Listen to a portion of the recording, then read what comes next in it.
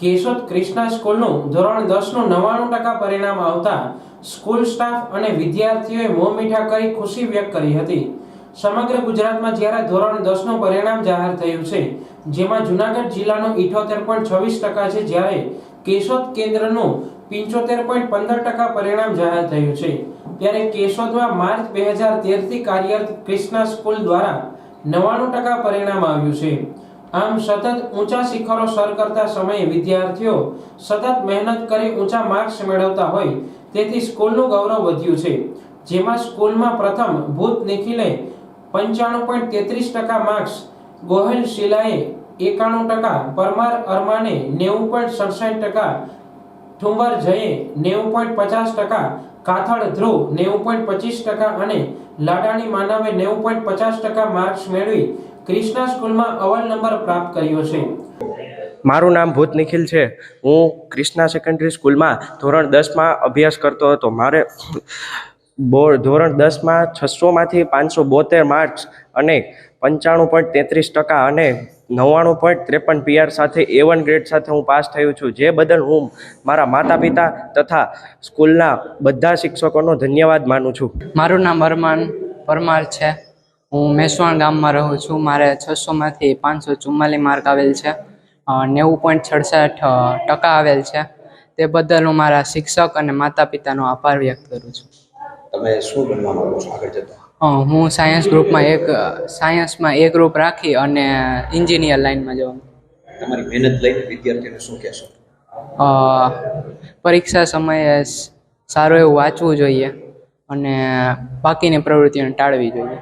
મારું નામ ઠુંબર જય છે।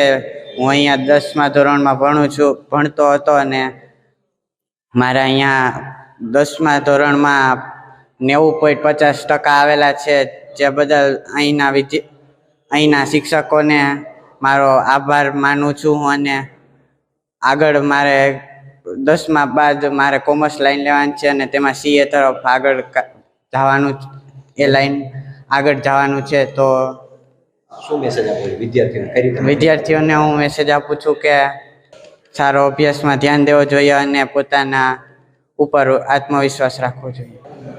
મારું નામ ગોહિલ શીલા ભાણજીભાઈ છે। હું કેશોદમાં રહું છું। મને 600માંથી 546 માર્ક આવેલા છે। હું 91% A1 ગ્રેડ સાથે પાસ થયેલી છું। એ બદલ હું મારા શિક્ષકો અને મારા માતા પિતાના આભાર માનું છું। આગળનું તમારું શું ભવિષ્ય છે? તમે શું અને આગળ જતા હું સાયન્સમાં B ગ્રુપ રાખી અને ડોક્ટરિંગ લાઈનમાં આગળ વધવા માંગુ છું। તમે વિદ્યાર્થીને શું મેસેજ આપવા માંગો છો? અને વિદ્યાર્થીને તો એ મેસેજ આપવા માંગુ છું કે જ્યારે પરીક્ષા હોય તેના થોડાક મહિના પહેલા મોબાઈલ, ટીવી અને મૂકી દેવું જોઈએ અને ભણવામાં ધ્યાન ફોકસ આપવું જોઈએ। તમે કઈ રીતે મહેનત કરી છે? મેં તો પરીક્ષાના થોડાક મહિના પહેલાં જ બધું ટીવી અને મોબાઈલ મૂકી અને સ્ટડી પર ધ્યાન દીધું છે અને સવારે વહેલી ઉઠીને હું વાંચતી। સ્કૂલ ટ્રસ્ટી વિરલ રામાણીએ તેમના સ્કૂલના ટ્રસ્ટીઓ ખુદ શિક્ષકો છે તેમ કહી તેમની મહેનત રંગ લાવી છે, જેને લઈ ક્રિષ્ના સ્કૂલે 99% પરિણામ પ્રાપ્ત કર્યું છે। વધુમાં તેમણે જણાવ્યું કે ચાલુ વર્ષે તેમની સ્કૂલના 6 વિદ્યાર્થીઓએ 90% ઉપર માર્ક્સ મેળવ્યા છે, જ્યારે 6 વિદ્યાર્થીઓએ A+ ગ્રેડ પ્રાપ્ત કર્યો છે।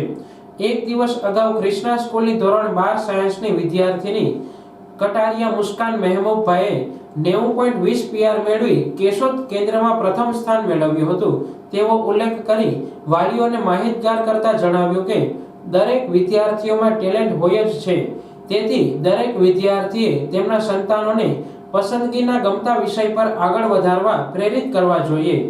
આમ ક્રિષ્ના સ્કૂલના વિદ્યાર્થીઓએ ડોક્ટર બનવા કે એન્જિનિયર બનવા કારકિર્દી બનાવવા ઈચ્છા વ્યક્ત કરી હતી।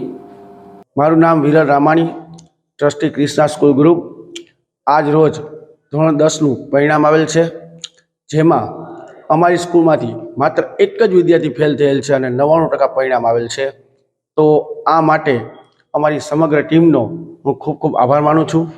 વિદ્યાર્થીઓએ જે મહેનત કરેલ છે એને પણ ધન્યવાદ આપું છું। માર્ચ 2013થી અમારી સ્કૂલની સ્થાપના થયેલ છે। દરેક વખતે કન્ટિન્યુ 90% ઉપર અમે રિઝલ્ટ જાળવીએ છીએ।